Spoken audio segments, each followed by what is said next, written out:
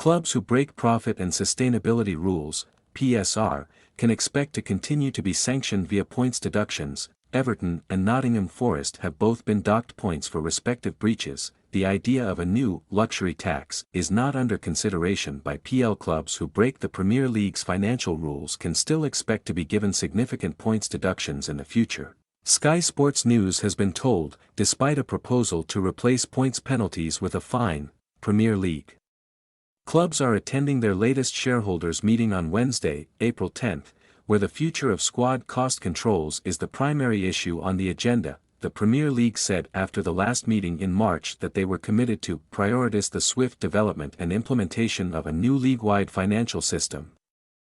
There will be no vote on the issue, but the league wants the new system in place by the summer, and certainly before the new season starts in August. Everton's appeal against their latest points deduction may not be concluded until the week after the end of the Premier League season, May 25 at the latest, leading to the potentially chaotic situation whereby clubs don't know who will be relegated, even when they have completed all matches. As a result, the timescale for the new punishments is also a key issue on the agenda of the shareholders' meeting, although this is a difficult problem to solve.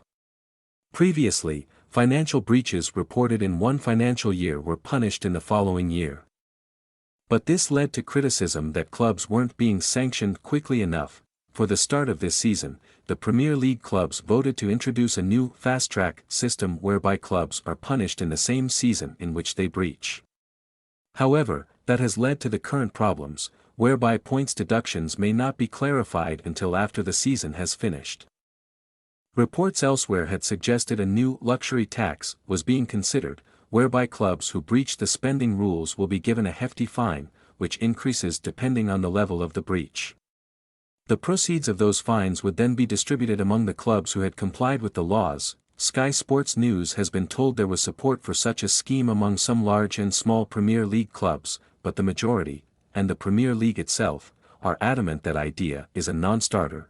The fear is that it could lead to the wealthiest clubs spending huge sums on players without limit, and even though this might benefit the smaller clubs financially, via the fines, it would increase disparities between clubs and could lead to huge player wage and transfer fee inflation. As a result, Sky Sports News understand a luxury tax is not on the agenda. What is at the center of the discussion, however, is how best to align the new Premier League rules with those already introduced by UEFA.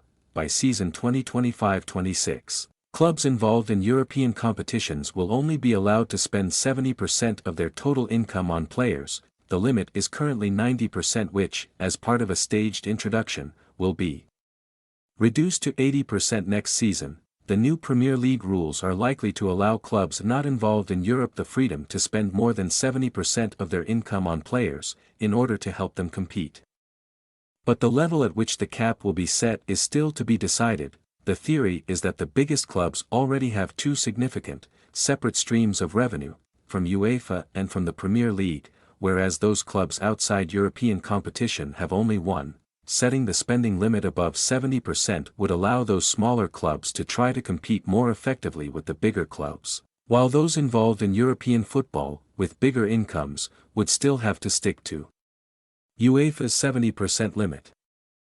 In the simplest terms, when every Premier League team tots up their annual accounts, they can have made a loss no greater than £105 million across the previous 3 seasons. Clubs can only lose £15 million of their own money across those 3 years. So that's no more than £15 million extra on outgoings like transfer fees, player wages and, in a lot of clubs' cases, paying off former managers compared to their income from TV payments, season tickets, selling players and so on. The other £90 million of any £105 million must be guaranteed by their owners buying up shares, known as secure funding, and essentially means bankrolling the club.